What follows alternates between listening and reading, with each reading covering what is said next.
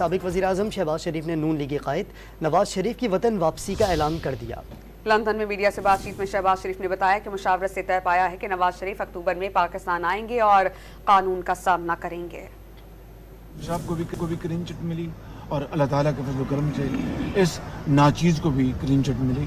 अब मियाँ साहब इंशाअल्लाह अक्टूबर में मुशावरत के बाद तय हुआ कि पाकिस्तान आएंगे और इंशाअल्लाह इलेक्शन कैंपेन को इंशाअल्लाह लीड। नवाज शरीफ पाकिस्तान आकर कानून का सामना करेंगे, ऐसा कहना है शहबाज शरीफ का। साबिक वज़ीर-ए-आज़म शहबाज शरीफ ने नून लीगी कायद नवाज शरीफ से लंदन से पाकिस्तान वापसी का ऐलान किया है। नवाज शरीफ पाकिस्तान आकर कानून का सामना करेंगे और उन्होंने ये भी बताया है कि नवाज शरीफ अक्टूबर में पाकिस्तान आएंगे। को भी क्लीन चिट मिली और अल्लाह ताला के फज़ल करम से इस नाचीज़ को भी क्लीन चिट मिली।